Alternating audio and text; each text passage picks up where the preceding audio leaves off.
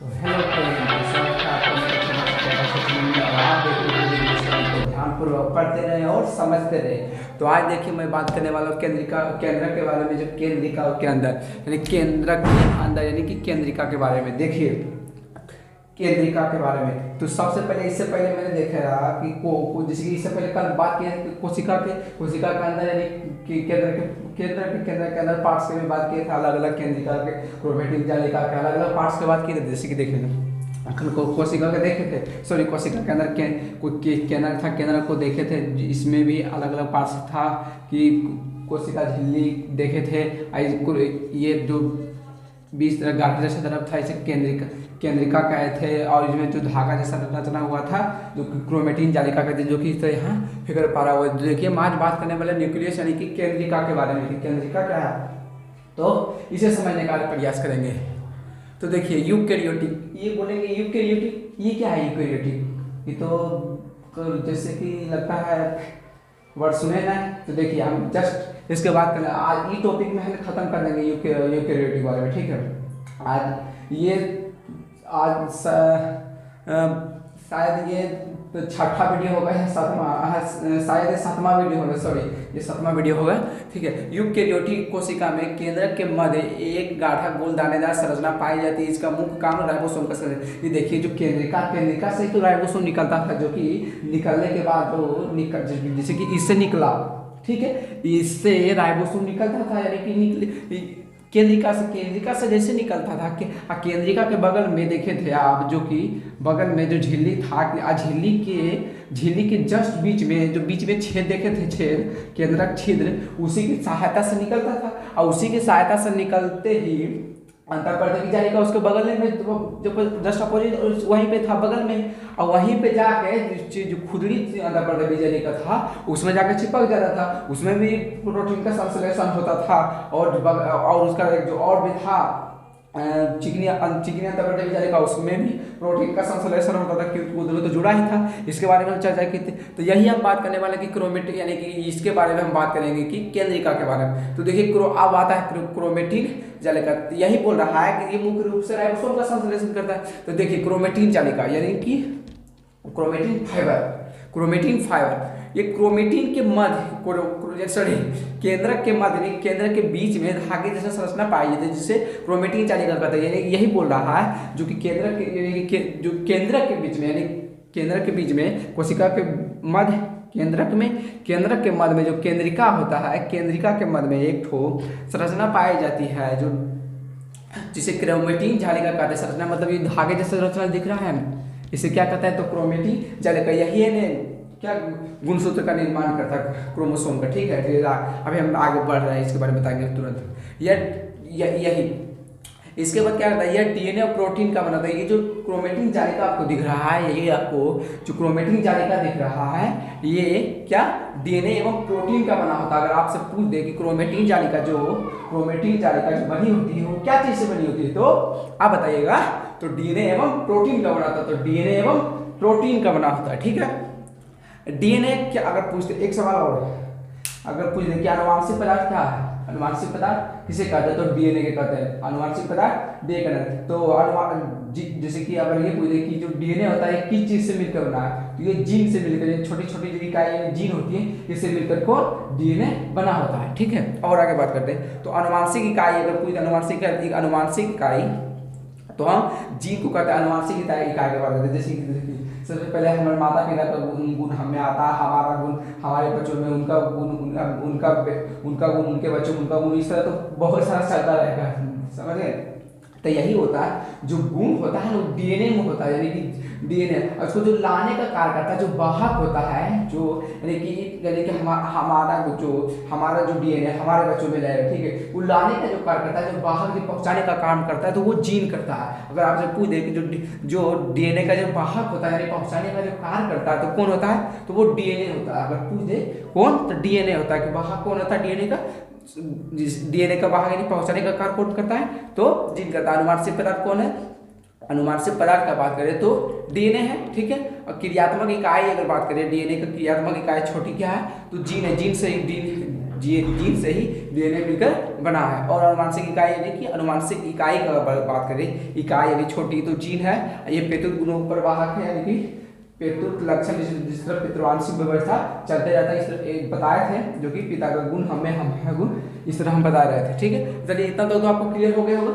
ठीक है, चलिए हम आगे बढ़ते हैं, इससे आगे।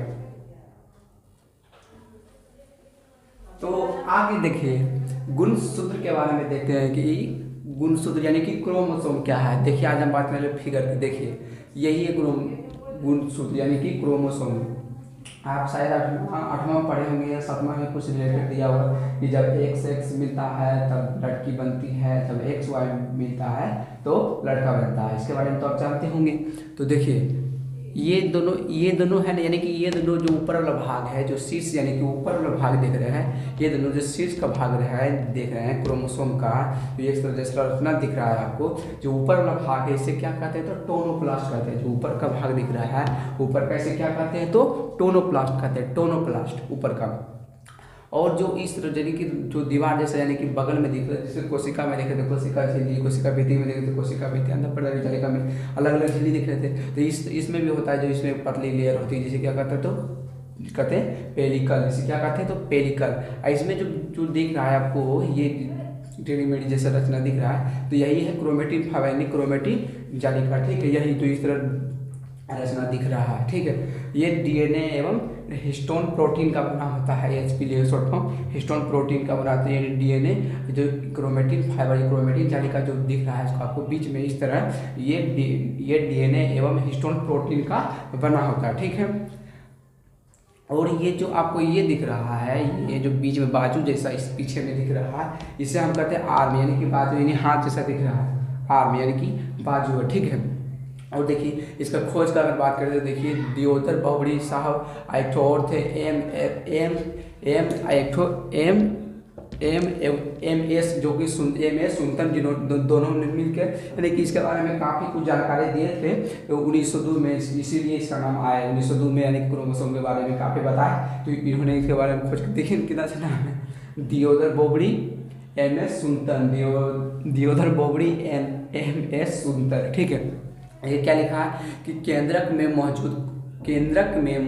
मौजूद क्रोमेटिन जालिका कोशिका विभाजन वक्त सुस्पष्ट दिखाई पड़ता है। जब केंद्रक में जब क्रोमेटिन जालिका जब कोशिका जब विभाजन होता है उस समय सुस्पष्ट दिखाई पड़ने लगता है। कोशिका में मौजूद क्रोमेटिन जालिका केंद्रक विभाजन वक्त सुस्पष्ट दिखाई पड़ने लगता है। इसके बाद यह मोटे छड़ की तरह प्रतीत होता है। जब ये देखेंगे ये जो दिख रहा है आपको, तो ये मोटे छड़ जैसा दिखने लगता है। इसमें लिक्विड जैसा द्रव भरा होता है, इसमें उसे क्या कहते हैं, तो मैट्रिक्स भरा होता है। अगर बात करें क्रोमोसोम की संख्या के बारे में कि इसमें क्रोमोसोम की संख्या कितनी होती है, तो देखिए मनुष्य में क्रोमोसोम की संख्या 46 होती है, जबकि आलू में उसमें 48 होती है। और मक्का यानी बालक मक्का के बारे में जब उसमें क्रोमोसोम की संख्या कितनी होती है, तो 20 होती है।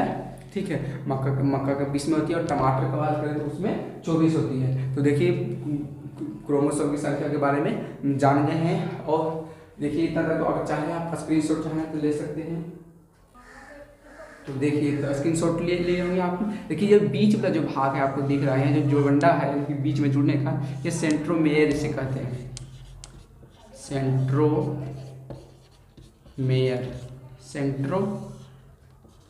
सेंट्रोमेयर यानी बीच में जोड़ने का काम करा है, जो सेंटर यानी बीच में जोड़ने का, ये सेंट्रोमेयर। चलिए इतना तो क्लियर होगा। और हम आगे बात करते हैं कि प्रोकैरियोटिक और यूकैरियोटिक क्या है। प्रोकैरियोटिक एवं यूकैरियोटिक के बारे में बात करेंगे। तो दोस्तों आगे देखिए हम बात करने वाले हैं प्रोकैरियोटिक एवं यूकैरियोटिक, जो कि बीच में आपको डाउट जैसा लगता होगा कि क्या बीच में प्रोकैरियोटिक यूकैरियोटिक, आप डाउट है ना क्लियर हो जाएगा। ठीक है, देखिए प्रोकैरियोटिक एवं यूकैरियोटिक की प्रोकैरियोटिक यूकैरियोटिक में क्या अंतर है।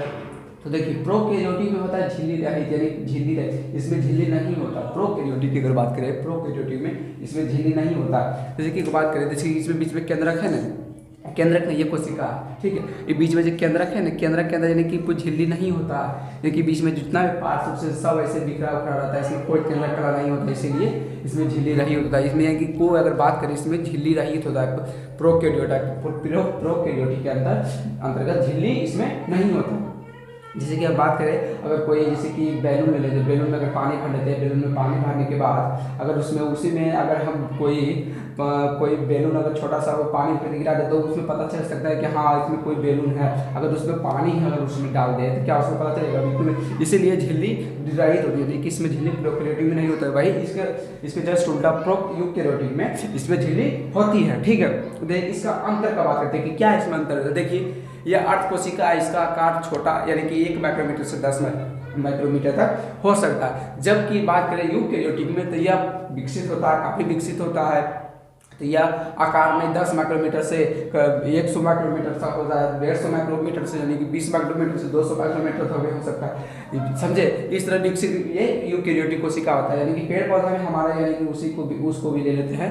यूकेरियोटिक पेड़ पौधा भी हमारे हमें आ जाता है, यानी कि हम लोगों में यूकेरियोटिक के अंतर्गत ही आ जाता है। ठीक है, इसमें वास्तविक केंद्र का अनुपस्थित, इसमें वास्तविक केंद्र का अनुपस्थित यानी कि इसमें वास्तविक केंद्र उपस्थित नहीं होता। ठीक है, किसमें? प्रोकैरियोटिक में वास्तविक केंद्र उपस्थित नहीं होता है, जबकि यूकेरियोटिक में वास्तविक केंद्र उपस्थित होता है। और अगर बात करते हैं यह केवल जीवाणु एवं साइनोबैक्टीरिया यानी इसी में होता है प्रोकैरियोटिक। ठीक है, और भी एक दो होगा जो कि इसमें क्या है तो ये केंद्रिका पाया जाता है इसमें। और अगर बात करें इसमें केंद्रिका पाया जाता है, जबकि प्रोकैरियोटिक में केंद्रिका नहीं पाया जाता है, यूकेरियोटिक में केंद्रिका पाया जाता है। ठीक है, और अगर बात करें तो केवल इसमें एक ही क्रोमोसोम होता है, यानी कि एक ही क्रोमोसोम होता है। किसमें? प्रोकैरियोटिक में कि क्रोमोसोम एक ही होता है, जबकि यूकेरियोटिक में क्रोमोसोम की संख्या बहुत होती है। समझे? और देखिए गोल्जी का माइटोकॉन्ड्रिया ये सब इत्यादि जो इसमें माइक्रो होता है प्रोकैरियोटिक इसमें नहीं होता है। माइटोकॉन्ड्रिया, गोल्जी का और भी पार्ट्स होगा जो कि प्रोकैरियोटिक में मतलब विकसित ही नहीं होता, तो इसमें नहीं होता। अगर यही बात करें यूकेरियोटिक में, देखिए कितना पार्ट्स है, बहुत सारे पार्ट्स देखे थे। जंतु कोशिका में, कोशिका झिल्ली में, कोशिका भित्ति में, इसलिए नहीं कि बल्कुल डबल झिल्ली देखे कि ना वही होता है। और क्या इसमें लवक भी होता है, जबकि इसमें लवक अनुपस्थित होता है, जबकि यूकेरियोटिक में लवक भी होता है। अब बोलेंगे हम लोग में लवक होता तो हम लोग भी लाल पीला हरा होते, क्या होते कि नहीं? या हम लोग प्रकाश संश्लेषण करते, क्या दूसरे पास खाना मांग दिए तो नहीं, बिल्कुल खुद हम खाना बना लेते। तो ये हम लोग क्या होता है? प्रकाश संश्लेषण, यानी कि प्रकाश संश्लेषण खुद करते, खुद भोजन बना लेते हैं, ग्लूकोज का निर्माण करते, कुछ खा लेते। लेकिन ऐसा नहीं होता, लवक हमारे में नहीं है, पेड़ पौधों में होता है। तो यही यूकेरियोटिक के अंतर्गत आता है। ठीक है, हम लोगों में क्या माइटोकॉन्ड्रिया, गोल्जी का राइबोसोम सब है, जबकि यूकेरियोटिक में प्रोकैरियोटिक में सब नहीं है। यूकेरियोटिक के अंतर्गत ये सब आता है। तो देखिए ये सब पार्ट्स जो कि प्रोकैरियोटिक यूकेरियोटिक को अंतर को दर्शाता है कि प्रोकैरियोटिक में उतना यानी कि प्रो मतलब कि पड़ा हुआ कि उतना विकसित नहीं हुआ, जो कि ऐसे ही पड़ा हुआ है। यूकेरियोटिक की बात करें जो कि विकसित है, बहुत सारा विकसित है, विकास हुआ है यूकेरियोटिक के अंतर्गत। ठीक है, और अगर बात करें देख लीजिए तो पूरा अगर चाहे तो आप स्क्रीनशॉट ले सकते हैं। अभी देखे थे, अभी तो मिटा दिए थे, सॉरी इसके लिए। प्रोकैरियोटिक के अंतर्गत जो था जीवाणु साइनोबैक्टीरिया, जो कि वो जो रहता है साइनोबैक्टीरिया, वो क्या करता है कि प्रकाश संश्लेषण भी करता है। अगर पूछ दिया आपको जैसे कि कॉम्पिटिशन एग्जाम में, कोई भी एग्जाम में कि साइनोबैक्टीरिया प्रकाश संश्लेषण करता है, तो आप बोलिएगा हाँ प्रकाश संश्लेषण कर सकता है। जिस तरह प्रकाश संश्लेषण पेड़ पौधा कर सकता है, साइनोबैक्टीरिया प्रकाश संश्लेषण कर सकता है। इस तरह एग्जाम में आ सकता है, वो वेरी इंपॉर्टेंट क्वेश्चन, इसलिए हम बता दिए। ठीक है, तो फ्रेंड आगे देखिए इसके बारे में कि जंतु एवं पादप कोशिका में जो किसमें यानी कि किसमें कौन सा अंग पाया जाता है, कौन सा अंग नहीं पाया जाता, किसमें लवक पाया जाता है, किसमें लवक नहीं पाया जाता। तो आज हम इसी के बारे में इस टॉपिक पर बात करते हैं। ठीक है, इससे पहले तो देख लीजिए दो तीन टॉपिक। देखिए ये लास्ट टॉपिक खत्म होने वाला है, पादप एवं जंतु। देखिए पादप का इधर बात करते हैं, इधर जंतु को बात करते हैं। अगर पादप का देखिए तो पादप के में क्या होता है, आकार बड़ा होता है। आकार बड़ा मतलब क्या होता है? देखिए रिक्तिका तो क्या होता है, रिक्तिका के कारण इसका आकार यानी कि समान बन जाता है, यानी कि आकार का साइज एक जैसा बन जाता है। जिसका आकार में यानी कि बड़ा होता है, उसी का लिमिट इसका आकार बन जाता है, जिसके कारण ये पादप कोशिका में इसका आकार बड़ा बनता है। जबकि जंतु कोशिका में इसका आकार क्या होता है, यानी कि पिचकने कारण इसका आकार क्या होता है, छोटा होता है। कोशिका भित्ति इसमें पाया जाता है। पादप कोशिका में देखेंगे क्या, पादप कोशिका में सबसे पहले कोशिका भित्ति पाया, उसके अंदर कोशिका झिल्ली, इसके बाद केंद्र सब देखे थे। जबकि जंतु कोशिका में सबसे पहले कोशिका झिल्ली होती है, इसके बाद केंद्र होता है, इसमें कोशिका भित्ति होती है, नहीं होती है। अगर कोशिका भित्ति होती है, हम भी धूप में अगर खड़ी होते हैं, हम भी बहुत मोटे होते हैं, सेल्यूलोज पदार्थ तो देखे थे उस समय, जो कि हमने सेल्यूलोज यानी कि हम में कोशिका भित्ति नहीं पाई जाती, कि जंतु कोशिका में कोशिका झिल्ली नहीं होती है, समझे। तो जो कोशिका भित्ति हमें नहीं पाई जाती है। और क्या आकार इसका नियमित होता है, जो पादप कोशिका में उसकी बताया था अभी, जो रिक्तिका होता है उसी के कारण से जिसका आकार एकदम सेम हो जाता है, जिस तरह के देखे थे, जैसे कि कोशिका है इसका जो इसका आकार यानी कि इसी तरह बनने लगता है, जिसका आकार इसका नियमित होता है, यानी कि वही साइज बनना है तो वही साइज बनना है, इसीलिए इसका आकार नियमित यानी फिक्स हो जाता है पादप कोशिका में। जबकि यही जंतु कोशिका में इसका आकार अनियमित यानी फिक्स नहीं होता है, इसका कुछ भी कारण जैसे कि कुछ चकने उचकने हिलने डुलने के कारण इसका आकार से नहीं हो पाता, यानी कि इनका आकार अनियमित आकार का होता है, ठीक है। ये तारा का, जैसे कि पादप कोशिका में तारा का देखिए, इसमें तारा का अगर बात करें, तारा का है क्या देखे तो देखिए आकार इसका बड़ा देखे तो उसमें छोटा था, कोशिका भित्ति इसमें पाया था, उसमें नहीं पाया था, उसका आकार नियमित होता है, इसका आकार नियमित नहीं होता। इतना तो देखिए इसका तारा का क्या अपसाइड होता है, यानी कि ऐसे अपसाइड, इसमें तारा का है, पादप कोशिका में तारा का नहीं होता, जो केंद्र के बगल में हम देख रहे जो चमकता हुआ देखे, अगर सुंदरसे से देखेंगे तो चमकता हुआ दिखेगा आपको। देखिए तारा का ये क्या होता है, अपसेट होता है, पादप कोशिका में अपसेट होता है, तारा का इसमें नहीं होता है, जबकि पादप कोशिका में तारा का प्रेजेंट होता है, इसमें होता है। अगर बात करें लवक का, पादप कोशिका में प्रेजेंट होता है, जंतु कोशिका में लवक नहीं होता। अगर हमें लवक होता तो हम भी हरी लाल पीले लाल, समझे, तो हमें अभी अगर रहता तो हम भी हरा पीला उजला, हम भी प्रकाश संश्लेषण करते, दूसरे पास खाने जाते मांगने, हम खुद ग्लूकोज समझ सकते हैं, हम लोग भी प्रकाश संश्लेषण कर सकते थे। और गोल्जी का देखिए पादप कोशिका में जब गोल्जी का पाया उससे डिक्टियोसोम करते हैं, पहले भी बताए थे, हम बात कर रहे थे जब गोल्जी का, तो गोल्जी का जो पादप कोशिका में, अगर हम पादप कोशिका की अगर बात करें तो पादप कोशिका में गोल्जी का अगर आए तो गोल्जी का को डिक्टियोसोम कहेंगे, जबकि जंतु कोशिका में इसे गोल्जी का ही कहते हैं, ठीक है। इसके बारे में चर्चा कर लिए हैं। अब आता है माइटोकॉन्ड्रिया, तो देखिए पादप कोशिका माइटोकॉन्ड्रिया की संख्या क्या होती है, कम होती है, जबकि जंतु कोशिका में इसकी संख्या क्या होती है, अधिक होती है, ज़्यादा होती है। तो चलिए इतना तक रहने देते हैं और देखते हैं अगला वीडियो कल तक। तब तक के लिए जय हिंद जय भारत। और अब तक आपने हमारे चैनल को सब्सक्राइब नहीं किए हैं तो प्लीज़ कर ले, और लाइक भी करें, अपने दोस्तों के साथ शेयर करिए, अगर अच्छा लगे